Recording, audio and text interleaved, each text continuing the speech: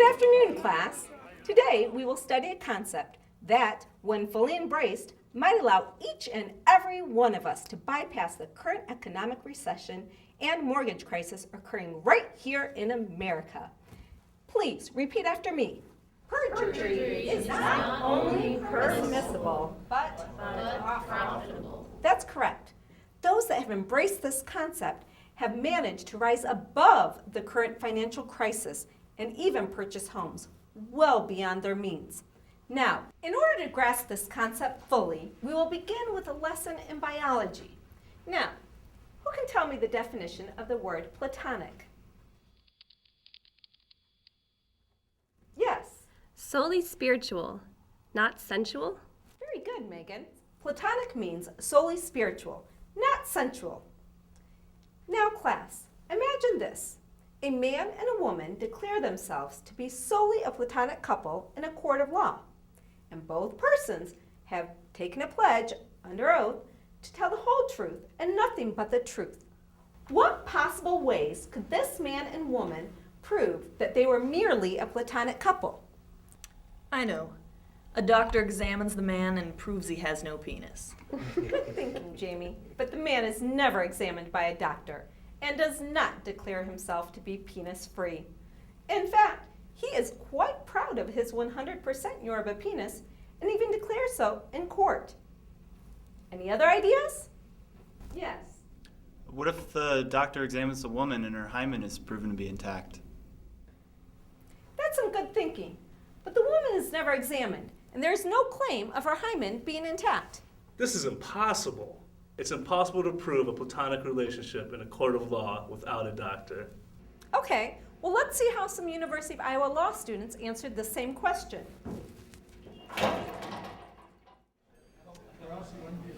Well, that's a tough one. I don't know. It's almost like proving a negative. We'd have to prove because it was like how you would demonstrate that there was nothing beyond friendship. Right, exactly. And so that's where I'd see it as trying to prove a negative, which would be almost it's just very, very difficult. Geez, that's a tough question. I suppose just any proof that they share property, proof that they hold themselves out to the public as a couple. Evidence of other partners. Relationship established with other people, both of them. They were paying for each other's things, and I think that would tend to disprove their platonic nature of the relationship.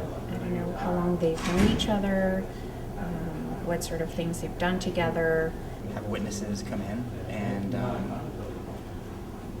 undergo their oath and say that they are a platonic couple. I guess family members, close friends. They would take the stand themselves, but other than just having people come in and tell their stories, not much. Traveling one-on-one with a female companion for extended periods of times would lend itself to pointing to a non-platonic relationship. Living together is certainly a situation that seems to indicate that there's something more going on there than just a normal professor-student relationship and just a normal platonic relationship. Wow. I don't know, maybe some sort of doctors. I don't know, what do you think? I don't know. Maybe some exam that they've had by the doctor showing that recently at least they hadn't had relations with each other. There's no DNA or semen in any private areas.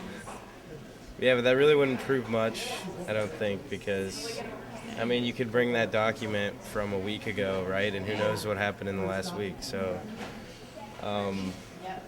I don't know. To me, that seems really almost an impossible thing to prove. So, it looks like you're right, class. To date, no one has been able to answer the question at hand.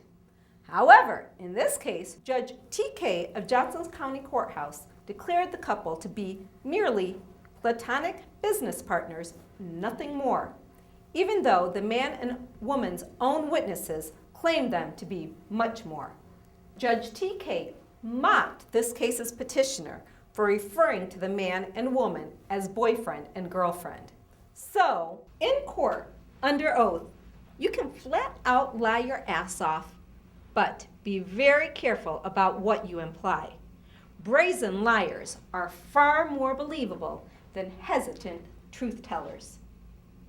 You heard it here, class.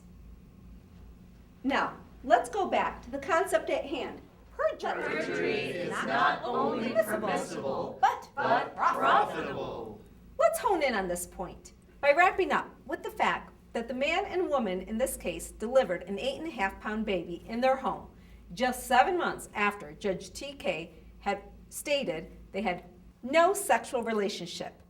The man promised he would not cross that boundary, but now the man and woman have officially claimed to be the parents of the child.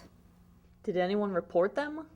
Oh yes, this was reported to not one, but 2 consecutive prosecuting attorneys. But please understand that, everyone, Perjury is not only permissible, but profitable. Why is this, you might ask? Well, it's simply not profitable to prosecute perjury. Think of it like an inverse equation.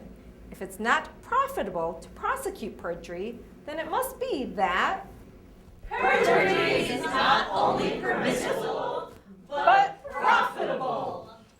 Good job, class.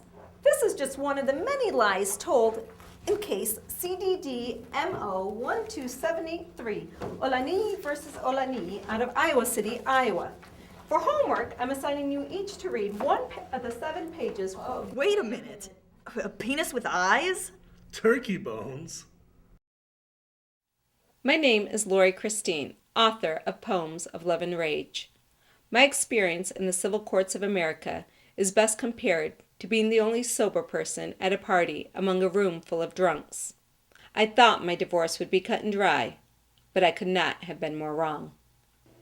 I ran a successful bilingual daycare in Iowa City and was undeniably my children's primary provider from the time of their births till my filing for divorce from my estranged African spouse. At the time of trial, my ex-husband admitted to asking me for not 1, but 2 abortions.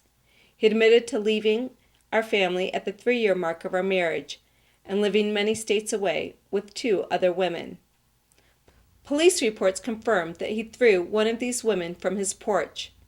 Other reports stated that he was banned from a portion of the University of Michigan campus for threatening male personnel.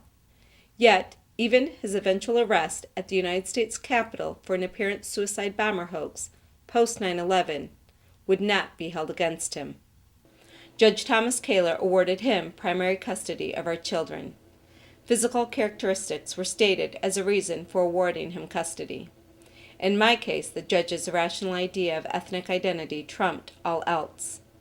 While bizarre, I am not alone in regards to the injustice my children and I have faced. It is time for America to acknowledge and fully report the crisis occurring in the courts throughout this nation. Families are being torn apart, children are being placed in harm's way, and women are forced to travel the present-day Underground Railroad in order to survive. Entire families are going bankrupt, and taxpayers largely foot the bill. With the constant call for highly qualified teachers to lead our nation, it is time we demand that the courts train and recruit highly qualified judges. It is indeed time for a change.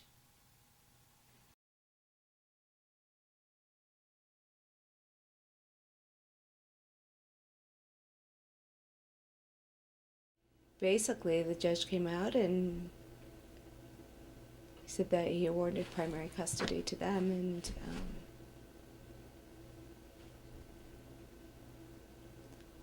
I probably froze, and that's when I collapsed.